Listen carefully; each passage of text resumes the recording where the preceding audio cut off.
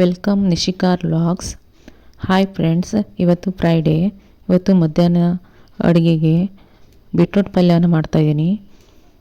ಬೀಟ್ರೂಟನ್ನು ಸಿಪ್ಪೆ ತೆಗೆದು ಚೆನ್ನಾಗಿ ತೊಳ್ಕೊಂಡು ಸಣ್ಣದಾಗಿ ಕಟ್ ಮಾಡ್ಕೊತಾ ಇದ್ದೀನಿ. ಇಲ್ಲಿ 3 ಬೀಟ್ರೂಟನ್ನು ತೊಗೊಂಡಿದ್ದೀನಿ ನಾನು.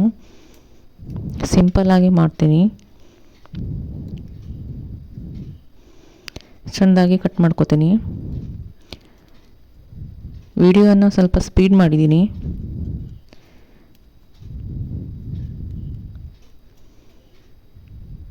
ಒಂದು ಸಣ್ಣ ಈರುಳ್ಳಿಯನ್ನು ತೊಗೊಂಡಿದ್ದೀನಿ, ಅದನ್ನು ಸಣ್ಣದಾಗಿ ಕಟ್ ಮಾಡ್ಕೊತೀನಿ.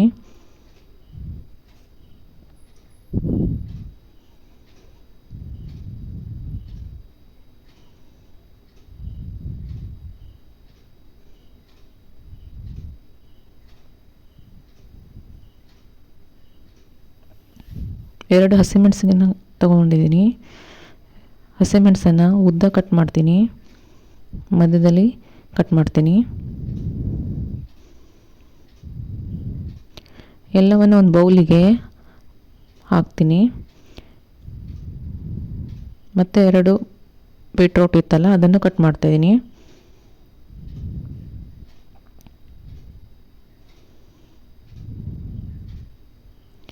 ಅದಕ್ಕೆ ಮತ್ತು ಕರಿಬೇವು ಹಾಕಿದ್ದೀನಿ, ಕಾಯಿ ತುರಿಯನ್ನು ಹಾಕಿದ್ದೀನಿ.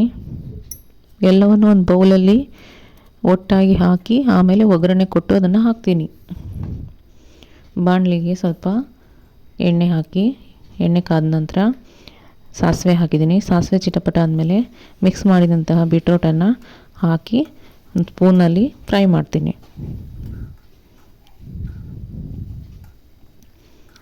ಚೆನ್ನಾಗಿ ಫ್ರೈ ಮಾಡೋದ್ರಿಂದ ಪಲ್ಯ ಚೆನ್ನಾಗಿ ಟೇಸ್ಟ್ ಬರ್ತದೆ. ಅದಕ್ಕೆ ಸ್ವಲ್ಪ ಅರಿಶಿನ ಪುಡಿ ಹಾಕಿದ್ದೀನಿ, ಮತ್ತು ರುಚಿಗೆ ತಕ್ಕಷ್ಟು ಉಪ್ಪನ್ನು ಹಾಕ್ತೀನಿ. ಎಲ್ಲವನ್ನು ಚೆನ್ನಾಗಿ ಮಿಕ್ಸ್ ಮಾಡ್ತೀನಿ. ಒಂದು ಸಣ್ಣ ಗ್ಲಾಸಲ್ಲಿ ನೀರನ್ನು ಎರಡು ಲೋಟ ನೀರನ್ನು ಹಾಕಿದ್ದೀನಿ. ನೀರನ್ನು ಹಾಕಿ ಮತ್ತೆ ಮಿಕ್ಸ್ ಮಾಡಿ ಒಂದು ಪ್ಲೇಟನ್ನು ಮುಚ್ಚಿ ಸಣ್ಣ ಉರಿ ಮಾಡಿ ಬೇಯಲಿಕ್ಕೆ ಬಿಡ್ತೀನಿ. ಅದು ಸಣ್ಣ ಉರಿಯಲ್ಲೇ ಬೇಯಬೇಕು. ಕಾಯಿ ತುರಿ ಟೇಸ್ಟೆಲ್ಲ ಬಿಡ್ತದೆ, ಪಲ್ಯ ಚೆನ್ನಾಗಿ ಟೇಸ್ಟ್ ಬರ್ತದೆ.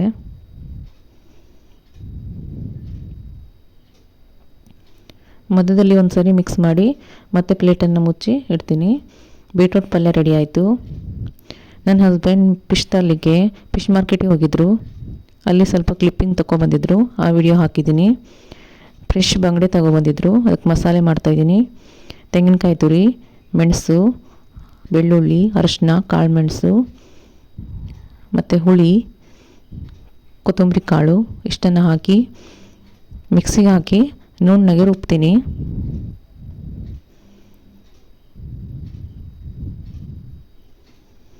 ಸಾರಿ ಫ್ರೆಂಡ್ಸ್, ನೀರನ್ನು ಹಾಕ್ತೀನಿ. ನೀರು ಹಾಕೋದು ಹೇಳೇ ಇಲ್ಲ.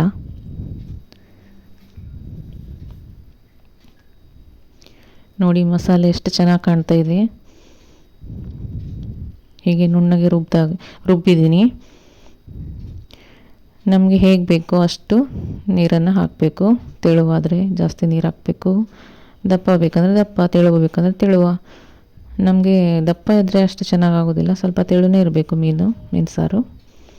ಉಪ್ಪನ್ನು ಹಾಕಿದ್ದೀನಿ, 2 ಸ್ಪೂನ್ ಹಾಕಿದ್ದೀನಿ. ಮತ್ತು ಹಸಿಮೆಣಸನ್ನು 3 ಉದ್ದುದ್ದ ಸಿಗದು ಹಾಕಿದ್ದೀನಿ. ಹೀಗೆ ಹಾಕೋದ್ರಿಂದ ಮೀನು ಸಾರು ಫ್ಲೇವರ್ ಚೆನ್ನಾಗಿ ಬರ್ತದೆ. ಬಂಗಡೆ ಮೀನು ಸಾರಿಗೆ ಸ್ಪೆಷಲಾಗಿ ಹಾಕ್ತೀವಿ, ಮತ್ತು ಬೇರೆ ಮೀನು ಸಾರಿಗೆಲ್ಲ ಹಾಕಲ್ಲ ನಾವು, ಬಂಗಡೆ ಮೀನು ಸಾರಿಗೆ ಹಾಕ್ತೀವಿ. ಈ ಟ್ರಿಕ್ ನನ್ನ ಹಸ್ಬೆಂಡ್ ಹೇಳ್ಕೊಟ್ಟಿದ್ದು ನನಗೆ.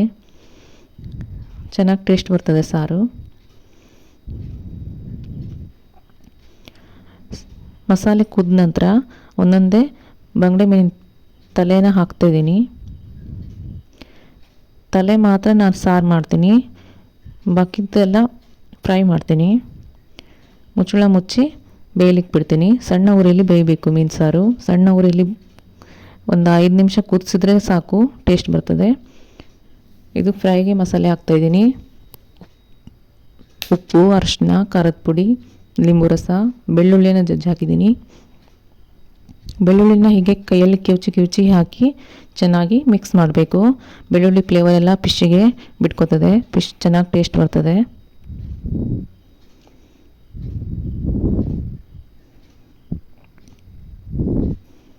ಎಲ್ಲ ಮೀನಿಗೂ ಮಸಾಲೆ ತಾಗಬೇಕು.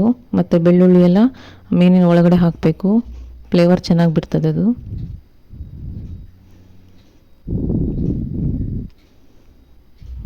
ನೋಡಿ ಮೀನು ಸಾರು ಕುದೀತಾ ಇದೆ. ಮೀನು ಸಾರು ರೆಡಿ ಆಯಿತು. ಸಖತ್ ಟೇಸ್ಟಿಯಾದಂಥ ಮೀನು ಸಾರು ಸೂಪರಾಗಿ ರೆಡಿ ಆಯಿತು. ಘಮ ಘಮ ಅಂತಿದೆ ಮೀನು ಸಾರು. ನೆಕ್ಸ್ಟು ಫಿಶ್ ಫ್ರೈ ಮಾಡ್ತೀನಿ. ಒಂದು ತವ ಇಟ್ಟಿದ್ದೀನಿ. ತವ ಬಿಸಿ ಆದಮೇಲೆ ಸ್ವಲ್ಪ ಎಣ್ಣೆ ಹಾಕಿ, ಎಣ್ಣೆ ಕಾದ ನಂತರ ಒಂದೊಂದೇ ಪೀಸನ್ನು ನಿಧಾನವಾಗಿ ತವ ಮೇಲೆ ಹಾಕ್ತೀನಿ. ಸಣ್ಣ ಉರಿ ಇಟ್ಕೊಂಡಿದ್ದೀನಿ. ದೊಡ್ಡ ಉರಿ ಇಟ್ಕೊಂಡ್ರೆ ಮೀನು ಕತ್ತೋಗ್ತದೆ. ಸಣ್ಣ ಉರಿಯಲ್ಲಿ ಫಿಶ್ ಫ್ರೈ ಮಾಡಬೇಕು. ಬಂಗಡೆ ಫ್ರೆಶ್ ಆಗಿತ್ತು. ಇವತ್ತು ಶುಕ್ರವಾರ ಫ್ರೆಂಡ್ಸ್, ನಾನು ತಿನ್ನಲ್ಲ, ನನ್ನ ಹಸ್ಬೆಂಡು ಮತ್ತು ಮಕ್ಕಳೆಲ್ಲ ತಿಂತಾರೆ. ನಾನು ಸಂಜೆ ಲಕ್ಷ್ಮೀ ಪೂಜೆ ಮಾಡೋದ್ರಿಂದ ನಾನು ಮತ್ತೆ ವಾರ ಮಾಡ್ತೀನಿ ಶುಕ್ರವಾರ, ಅದಕ್ಕೆ ಫಿಶ್ ತಿನ್ನಲ್ಲ ಅವತ್ತು. ನಾನು ವೆಜ್ ತಿನ್ನೋದು ನಾನು ಅವತ್ತು, ಆದರೆ ಮಾಡಿಕೊಡ್ತೀನಿ. ಮಧ್ಯೆ ಇರೋ ಪೀಸು ಬೇಗ ಬೇಯ್ತದೆ, ಅದಕ್ಕೆ ಮಧ್ಯೆ ಇರೋ ಪೀಸನ್ನು ನಾನು ಮಗ್ಚಾಕ್ತಾಯಿದ್ದೀನಿ. ಹಾಗೆ ನನ್ನ ಹಸ್ಬೆಂಡ್ ಊಟಕ್ಕೆ ಬಂದರು, ಅವರಿಗೆ ಬಡಿಸ್ತೀನಿ. ಇದು ಆಗಲಿ ನಿಧಾನವಾಗಿ, ಬಡಿಸೋ ಅಷ್ಟೊತ್ತಿಗೆ ಅದು ರೆಡಿ ಆಗ್ತದೆ. ನನ್ನ ಹಸ್ಬೆಂಡಿಗೆ ಊಟ ಬಡಿಸಿದ್ದೀನಿ. ಅನ್ನ, ಸಾರು, ಫಿಶ್ ಫ್ರೈ ಮತ್ತು ಬೀಟ್ರೂಟ್ ಪಲ್ಯ. ನೆಕ್ಸ್ಟ್ ಇನ್ನೊಂದು ರೌಂಡು ಫಿಶ್ನ ಫ್ರೈಗೆ ಹಾಕಿದ್ದೀನಿ. ಫಿಶ್ ಫ್ರೈ ರೆಡಿ ಆಯಿತು. ನಮ್ಮದು ಊಟ ಎಲ್ಲ ಆಯಿತು. ನಾ ಫಿಶ್ ತಿಂದಿಲ್ಲ ಫ್ರೆಂಡ್ಸ್.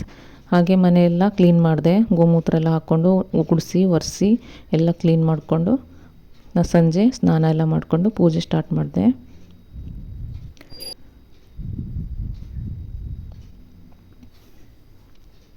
ಪ್ರತಿ ಶುಕ್ರವಾರ ನಾನು ಹೀಗೆ ಲಕ್ಷ್ಮೀ ದೇವಿ ಪೂಜೆ ಮಾಡ್ತೀನಿ ಮತ್ತು ಸ್ತೋತ್ರಗಳನ್ನು ಹೇಳ್ತೀನಿ. ಇವತ್ತಿಷ್ಟೇ ಫ್ರೆಂಡ್ಸ್. ಥ್ಯಾಂಕ್ ಯು ಫ್ರೆಂಡ್ಸ್, ನನ್ನ ವಿಡಿಯೋ ನೋಡಿದ್ದಕ್ಕೆ. ಸಪೋರ್ಟ್ ಮಾಡಿ, ಸಬ್ಸ್ಕ್ರೈಬ್ ಮಾಡಿ.